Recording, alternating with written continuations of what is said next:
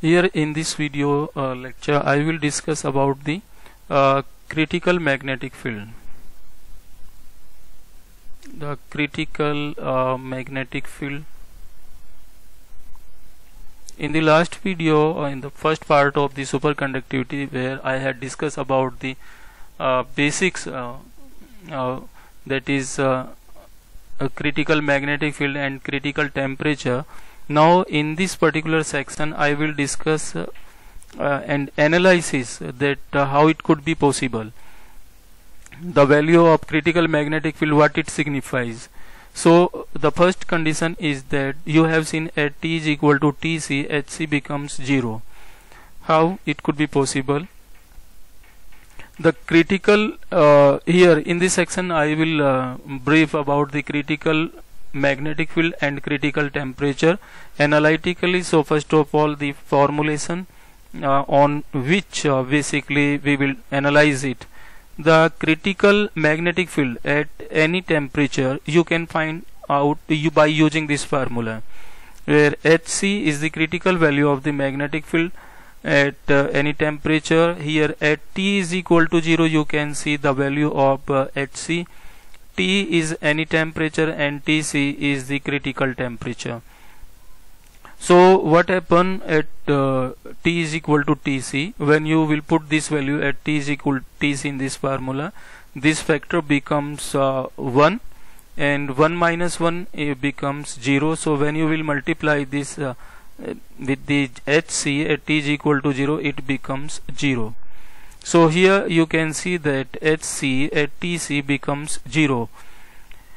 Now we will see it graphically, but the point is what it signifies. When you are putting T is equal to Tc, you have observed that critical magnetic field at T is equal to Tc becomes 0. Right, in this section we have observed this point and you have to keep remember about it. At T is equal to Tc by using the mathematical formula, right? And into this particular slide graphically, as I told you, that I will explain it. On x-axis I have considered the temperature with unit Kelvin. So here you can see a temperature on x-axis, T is equal to 0 here, and on y-axis you can see the H. The behavior of applied magnetic field intensity with the temperature you can see in this way, right? So here this point is basically Tc, this is critical temperature. So where T, this is scale of the temperature, right? And at this particular point where H becomes 0, and that is the Tc. So at critical temperature value of H is equal to 0, and here you can see that this is the maximum value at T is equal to 0 of Hc. So maximum value of Hc and minimum value of Hc on this scale with respect to the temperature. So what it signifies here, this is the formula which I had discussed into the next slide. So this Hc at any temperature means suppose this is temperature T1. So at T1 you have find out this Hc1. When you further increase the temperature, right now the value of Hc is decreasing. So Hc2 is less as compared to the Hc1. So at temperature T3, now you increase the temperature, and as a result you have observed that Hc3, that is less as compared to the Hc1, Hc2. This is one of the important points. And second thing is that within this curve all these area basically signify the superconducting states. So I am mentioning it number 1, and number 2 is the outside from this curve, this yellow line. This is the normal state. So second is for the normal states of the conductor. right? So within the area you have observed the superconducting state, and outside it you are getting the normal states. So at this particular temperature, where you are saying this is the critical temperature, is known sometimes transition temperature also, superconducting states are vanishing and you are getting the normal states, right? So this is one of the important point. Again, on x-axis you have considered the temperature, on y-axis you considered the applied magnetic field, and you can find out that at any temperature the value of that is with this formula which I had discussed earlier. Now the meaning of this about the superconducting states and normal state, we have used these two words here when we were analyzing this graph. As you know that superconductors are perfect diamagnetic, and on the other hand the resistivity is equal to 0, right? It means the external magnetic field lines, if you keep the superconductors in between the two magnetic poles, the magnetic field lines cannot penetrate them. They basically passes through near about like this one, in this way. So this magnetic field line cannot passes through the superconductor. But on the other hand, in normal states, when I use this word normal state here, the magnetic field line can penetrate the superconductors, right?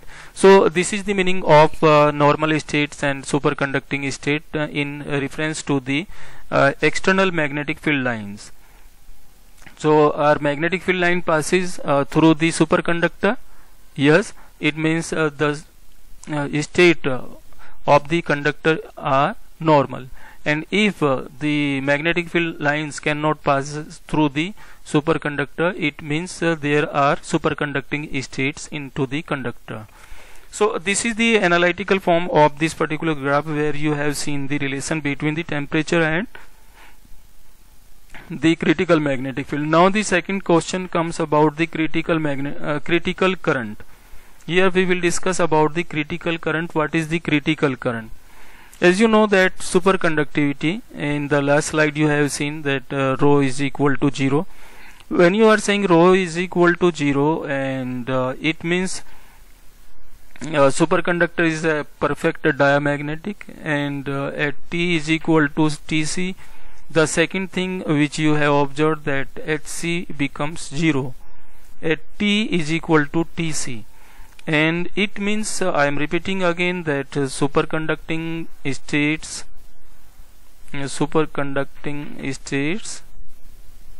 are transforming into the normal states, and the behavior of the magnetic field. So this is one of the points which we had already discussed. And now the point about the critical current. You have seen that critical value of magnetic field intensity can vanish the superconducting states, right? So at T is equal to Tc, you have seen that Hc is equal to 0. So here Hc is the, and here according to the definition you have seen the critical value of magnetic field intensity can vanishes the superconducting states. This statement came before the critical temperature, right? Now in this paragraph, you know current flow in a conductor can produce the magnetic field, and the value of that magnetic field you can find out from the Ampere's law. In superconductor also current flows, and as a result there should be a magnetic field which produced because of the current which flows into the superconductor. So these lines are basically related to that concept, right? What I told you that this is a conductor, I current is flowing into this one, and when the current flows in a conductor, it produces the magnetic field around it, right? And by using the Ampere's law, one can find out the magnetic field at this point, which I will discuss into the next slide. So the point about the critical current, the maximum value of current flowing through the superconductors, at which superconducting states vanishes, is called the critical current. It means if the value of the current reach at that point which produce the magnetic field equal to the critical magnetic field value, then that time the current can vanishes the superconducting states itself. So that value of the current is known as the critical current. In a better way, we will discuss into the next slide systematically. So here, how to analyze the critical current. Now we have to analyze the critical current systematically. So the first point is about the normal current, that is the I current, which is flowing into the superconductor. Second point is about the critical current, at which you have seen that superconducting state vanishes, because a critical current produces the H of HI, right? And this HI equal to the HC, and because of that the superconducting states vanishes. HI is the field due to the current IC, right? H is the external field. R is the radius of the wire. So to explain it analytically, what I had considered here, I consider that is a conductor which radius is R, right? And I current is flowing through it, and this I current will produce the magnetic field around the wire. That magnetic field is HI, right? In addition to this, we had kept this superconductor in a magnetic field also. So there are two magnetic fields, which one produced because of the current which flowing into the superconductor, and second one is because of the external magnetic fields which we have used, right? So all these terms are explained here, and now let us see this picture here. This is the transverse magnetic field, the current I which flows into the superconductor. This is south pole, north pole, means transverse magnetic field into the superconductors, right? Here by using this picture, I just told that if the current I flows into a conductor, it produces the magnetic field, and that magnetic field you can find out by using the Ampere's law. Here you can see that at every point B is constant. So if B is constant at every point, so from this integral B comes out, and you have only this dl. dl you can find out if you consider that capital R is the radius of this circle, where you want to find out the magnetic field of this at this circle, right, at any point. So this becomes B into 2 pi R. Now this B 2 pi R is equal to B 2 pi R is equal to mu naught times I. Further I am carrying it here. So this B you can find out mu naught times upon 2 pi into I upon R, or on the other hand you can put the value like this: B upon mu naught I upon 2 pi R. You know that B upon mu naught is equal to H, because B is equal to mu naught times H. Do you know that what is the meaning of this letter B and H? H is the magnetic field intensity and B is the density of the magnetic field, right? And here this is H is equal to I upon 2 pi R. Basically I have used this formula to define the critical current. So I am telling you that from where, what is the origin of this formula. So that origin basically from the Ampere's law. So in this here in this section I just describe about that. Right, so here this section is dedicated for the Ampere's law and that thing.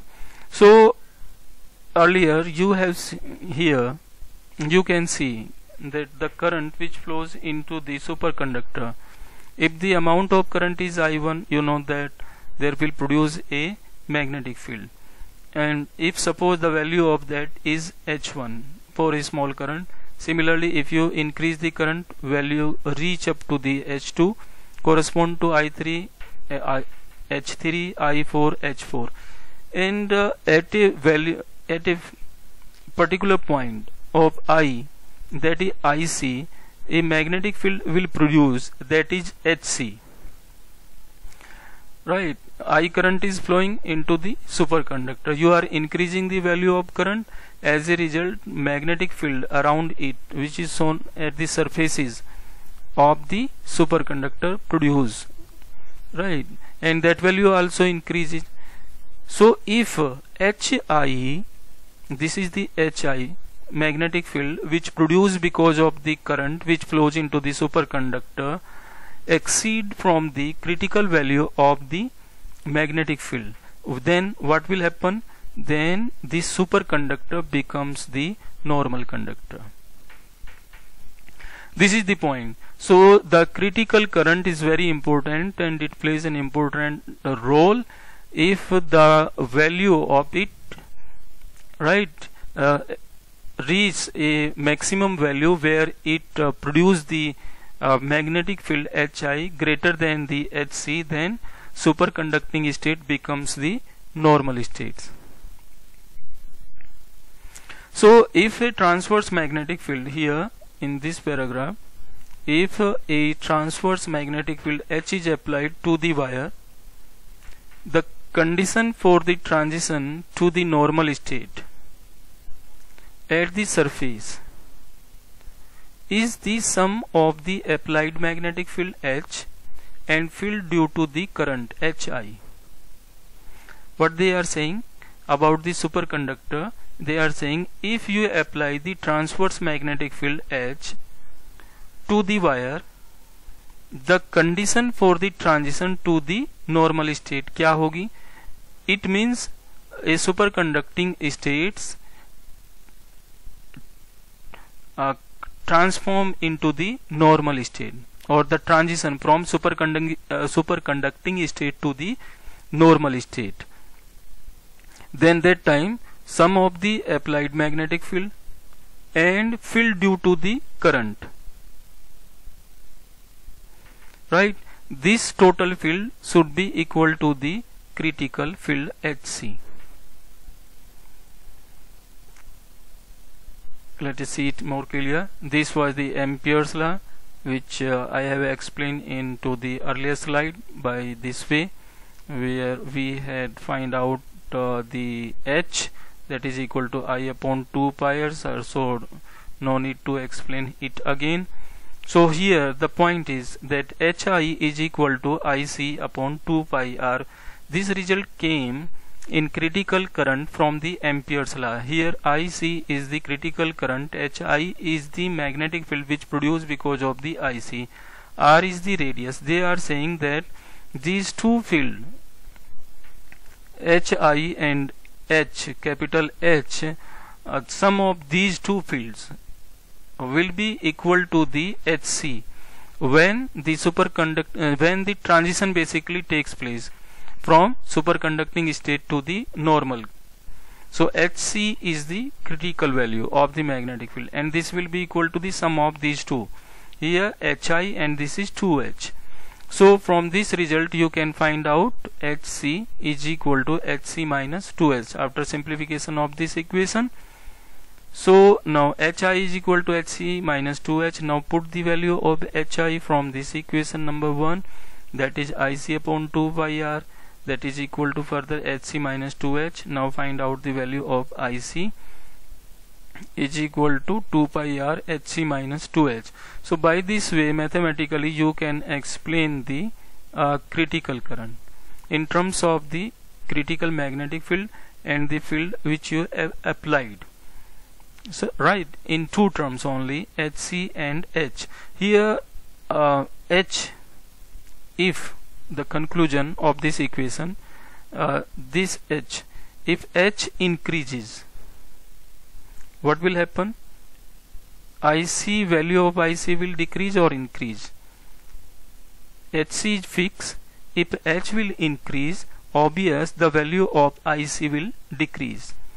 And when H is equal to this H is equal to half of the critical value HC upon 2, then HC, when H is equal to HC upon 2, put this value here of H, then 2 cancel out and you have HC minus HC, that is 0. So IC becomes 0.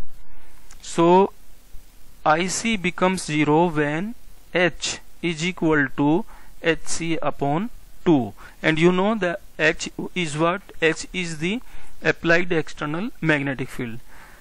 On the other hand, if H is equal to 0, if this field H is equal to 0, then the value of the critical current is equal to 2 pi R and HC only.